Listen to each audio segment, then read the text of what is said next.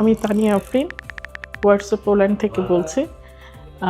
আজকে আপনাদেরকে শোনাবো কিভাবে আমার এই ওয়ার্সোতে বাংলাদেশ কমিউনিটি নিয়ে কাজ করা এবং বাংলাদেশকে রিপ্রেজেন্ট করার জন্য আমার কী ধরনের উদ্দেশ্য ছিল এবং কিভাবে একজন উদ্যোক্তা হয়ে উঠেছি। তো আমার উদ্যোক্তা হওয়ার পেছনে সবচেয়ে বড় যেই কাজটা ছিল সেটা হচ্ছে বাংলাদেশ কমিউনিটিটাকে রিপ্রেজেন্ট করা, বাংলাদেশকে রিপ্রেজেন্ট করা, বাংলাদেশের ঐতিহ্য কালচার নিয়ে কাজ করা। তো শুরুতে আমি যেটা করেছিলাম সেটা আমি একজন নৃত্যশিল্পী হিসেবে আমি বাংলাদেশের কালচারটাকে নাচের মাধ্যমে এই পলিশ কমিউনিটিতে তুলে ধরেছিলাম। আমি দীর্ঘদিন ধরে পোল্যান্ডে রয়েছে এবং আমি যখন প্রথম থেকে পোল্যান্ডে থাকি তখন আমি অনেক দিন ধরে দেখেছি যে এখানে ইন্ডিয়ান কালচারটা খুব ভালোভাবে তাদেরকে রিপ্রেজেন্ট করেছে। Polish peoples they already knows Indian cultures and everything and food also.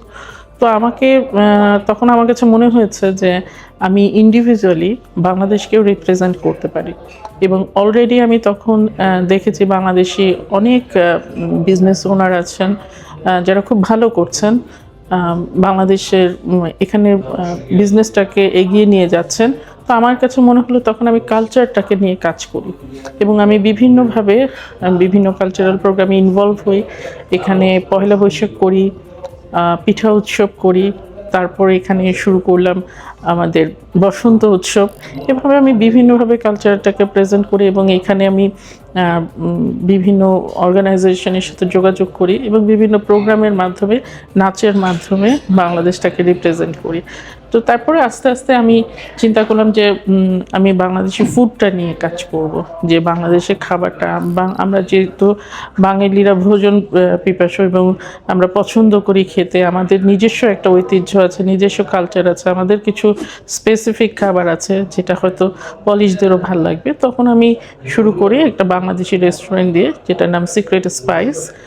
এটা আমি 2019-এ আমি এটা শুরু করি এবং সাকসেসফুলি আল্লাহর রহমতে, এবং এই বিজনেসটা আমি এখন পর্যন্ত রান করছি এবং প্রচুর বাঙালি এখানে আসছেন, তারা অ্যাপ্রিসিয়েট করছে। সেই সাথে আমার খুবই ভালো লাগে পলিশরাও আসেন এবং ওরা জানতে চায় আমাদের স্পেশাল ফুডটা কি, আমাদের মাছ খেতে চায়, জানে আমরা বাঙালিরা মাছ পছন্দ করি, তারা আসে জানতে চায়।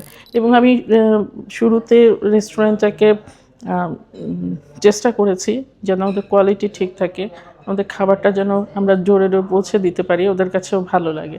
এবং আমি রেস্টুরেন্টটাকে এমনভাবে সাজিয়েছি যাতে ওদেরকে আকৃষ্ট করে এবং আমার এখানে প্রতিটা ছবির ওরা ব্যাকগ্রাউন্ডটা জানতে চায়, এটা কিসের জন্য, এটা কী পারপাসে। আমি বিভিন্ন ডিস্ট্রিক্টের যে ঐতিহ্যগুলো এগুলো ওদেরকে বলি, আমাদের কালচারটাকে বলি, আমরা কিভাবে স্বাধীন হয়েছি, কিভাবে আমরা আমাদের একটা সুন্দর একটা দেশ গড়ে উঠেছে।